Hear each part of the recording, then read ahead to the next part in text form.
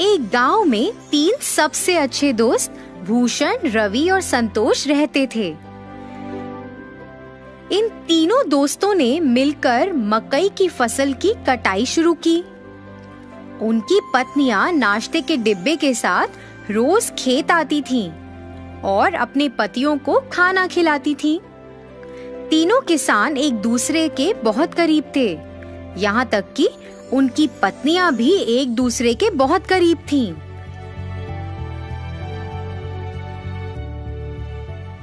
तीनों ने बहुत मेहनत की और बदले में उन्हें बहुत अच्छी फसल मिली।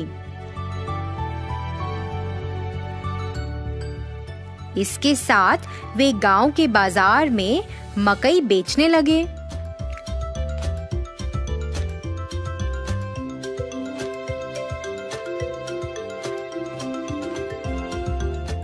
कुछ ही समय में स्वाद और मिठास के कारण सभी मकई भुट्टे बिक गए और दिन के अंत में उन्हें खूब कमाई हुई। उन्हें जो भी मुनाफा मिलता था वह उस पैसे को अपनी पत्नियों को भविष्य में उपयोग के लिए दे देते थे। उन 3 दोस्तों के लिए फसल काटना, खेत में देखभाल करना। तीनों किसान अपनी दिनचर्या में व्यस्त हो गए। उनकी पत्नियां अपने दैनिक घरेलू कामों को पूरा करती थीं और एक साथ एक जगह बैठकर फिर गपशप करती थीं। फिर एक दिन रवि और संतोष की पत्नी आपस में बैठकर बातें कर रहे थे। फिर भूषण की पत्नी अपने गले में एक बहुत लंबी सोने की माला पहनकर आश्चर्यजनक तरीके से उनके पास आई। अन्य 2 महिलाएं उस लंबी सोने की माला को देखकर आकर्षित हुईं और वो भी वैसी माला खरीदना चाहती थीं। यह जानने के बाद कि भूषण की पत्नी ने अपने पति की बचत से सोने की लंबी चेन खरीदी है, उन्होंने भी अपने पतियों की बचत से सोना और साड़ी खरीदे और फिर उन्होंने ऐसा करना शुरू कर दिया।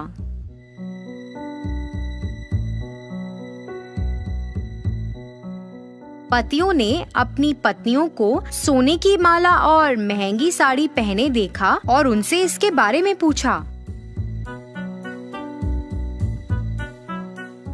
ऐसा बेफजूल खर्च पर पैसा बर्बाद करने के कारण वह सभी अपनी पत्नियों से नाराज थे और तीनों गुस्से में घर से निकल गए और सीधे खेत में आ गए। तीनों ने इस पर चर्चा की। वह उन्हें सबक सिखाना चाहते थे। उन्हें ऐसा लगा कि अगर वह अब सही निर्णय नहीं लेंगे तो भविष्य में नुकसान उठाना पड़ सकता है। इसलिए वे एक विचार लेकर आए जो इस मामले में उनकी मदद कर सकता था। इसे लागू करने के लिए सभी घर वापस गए। हमारे भविष्य के बारे में बिना सोचे तुमने हमारी बचत को बर्बाद कर दिया। इसके बदले में तुम्हें एक व्यवसाय या नौकरी करके अपने सोने और साड़ियों के मूल्य जितना पैसा कमाना पड़ेगा।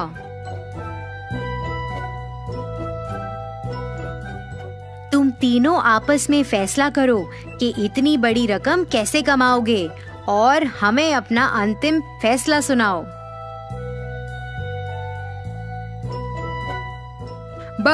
हमें बस ये बताएं कि आप तीनों कब शुरू करने जा रहे हैं। जल्दी निर्णय लो। आप महिलाओं के पास सिर्फ 30 दिन हैं।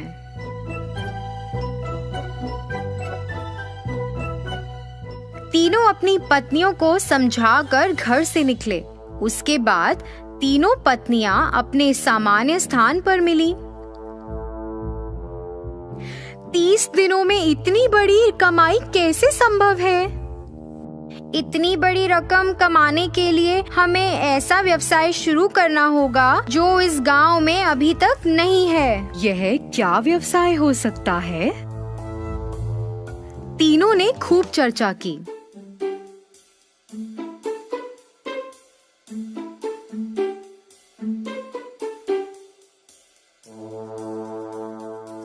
अरे मेरे पास विचार है। हमारे पति से सभी भुट्टे खरीदते हैं। हम 3 प्रकार के भुट्टे बेच सकते हैं, एक कच्चे, फिर एक तले हुए और एक वो जिस पर नींबू, नमक और काली मिर्च का लेप हो।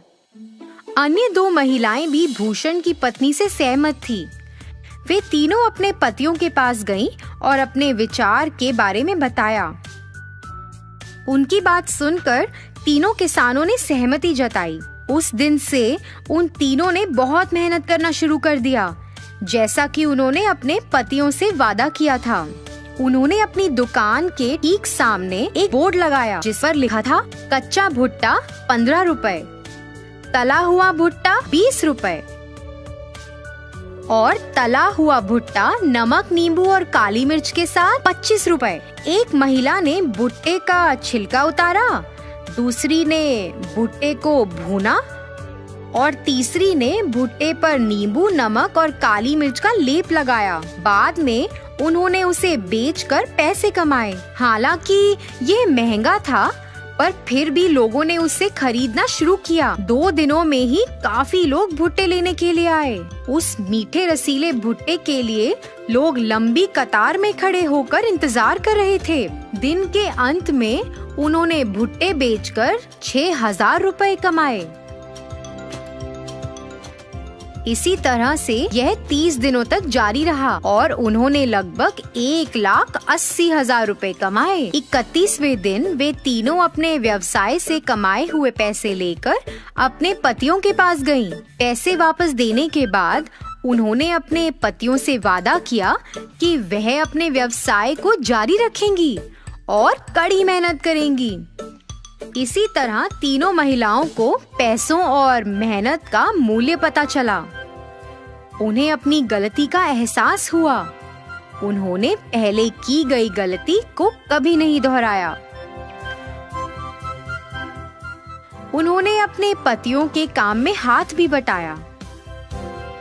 बहुत सारी कमाई के साथ वे नाम और प्रसिद्धि के साथ खुशी से रहते थे।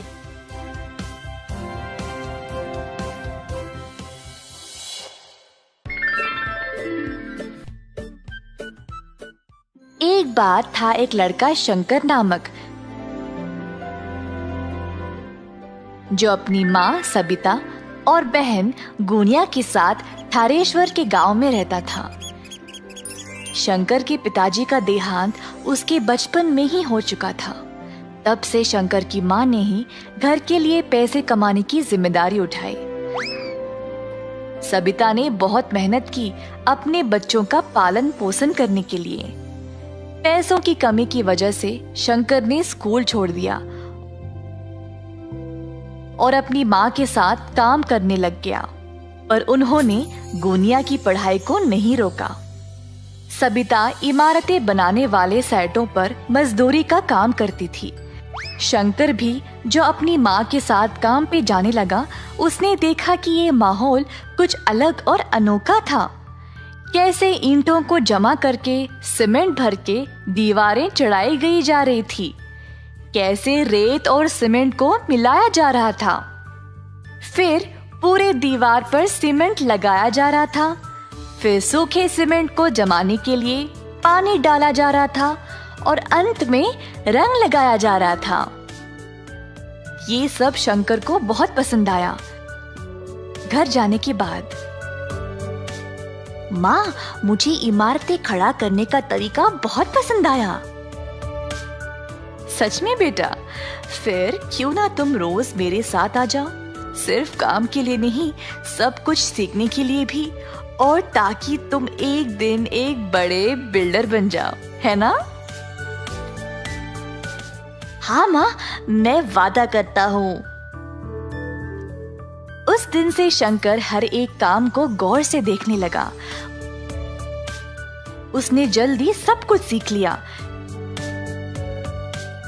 शंकर को इस काम में बहुत दिलचस्पी हो गई और इसी कारण वह अपना सारा काम जल्दी जल्दी खत्म कर देता था। बाकी के सारे मजदूर शंकर की कला को देखकर हैरान रह गए। सब लोग उसकी बहुत तारीफ करते थे और उसकी माँ को भी अपने बेटे पर बहुत गर्व महसूस होता था। इसी तरह शंकर ने 4 साल तक मन लगाकर काम किया। इसी दौरान शंकर की माँ की तबीयत अचानक से खराब हो गई और वह काम पे जाना बंद कर दी। अब शंकर अकेला था, जिसको बीमार माँ को भी संभालना था और अपनी बहन की पढ़ाई को भी। सेटों पर कमाई उनके लिए काफी नहीं थी, तो शंकर ने सोचा कि वह खुद का कंस्ट्रक्शन का कारोबार शुरू करेगा। माँ, कब तक मैं मजदूरी का काम करूंगा? अगर हमें हमारी समस्याओं को समाप्त करना है तो मुझे लगता है कि मैं खुद का कारोबार शुरू कर लूं। मेरे बच्चे, ये तो बहुत ही अच्छा विचार है, पर पैसों के बिना कोई काम शुरू कैसे करोगे? मेरे पास एक योजना है माँ। मैं चंपकलाल सेठ के घर पर काम कर रहा था। उन्होंने मेरा काम देखकर बोला कि वो मुझे जब भी जरूरत हो तब वो मेरी मदद करेंगे। अब उनके घर का काम अधूरा रह गया है। मैं उनसे पैसे लेकर उनका काम खत्म कर दूंगा। तुम बहुत बुद्धिमान और कलाकार हो बेटा। जाओ और सेठ साहब से बात कर लो, देखते हैं क्या होगा। शंकर चंपकलाल के पास जाकर अपनी योजना के बारे में उनको बोलता है। अरे बेटा, इतनी कम उम्र में तुम्हें बहुत कुछ सहना पड़ रहा है। मैं तुम्हारी मदद जरूर करूंगा, पर ऐसे काम करने के लिए तुम्हें कम से कम 10 बंदों की जरूरत है। तुम कहाँ से ले आओगे? सर जी, मैं कुछ लोगों को जानता हूँ, एकदम सही काम करते हैं और ईमानदारी से, वो भी कम पैसों में। आजकल ऐसे लोग कहाँ पे मिलेंगे शंकर? मैं और मेरे दोस्त बहुत सालों से मजदूरी का काम कर रहे हैं साहब।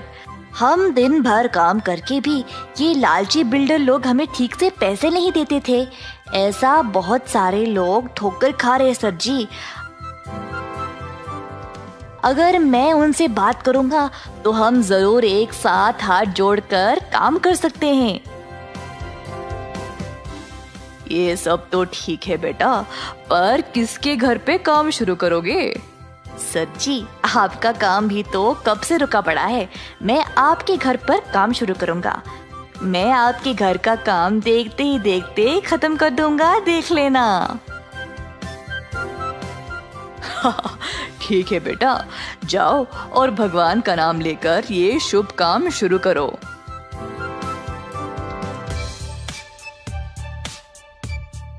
शंकर अपने मजदूर दोस्तों के पास गया और उनको इस काम के बारे में बताया। सारे दोस्त इस विचार से खुश थे और तुरंत शंकर ने उनको काम के लिए पैसे भी दे दिए। अगले दिन से सबको काम पे लगना था। अगले दिन शंकर के दोस्त आए अपना अपना सामान लेकर।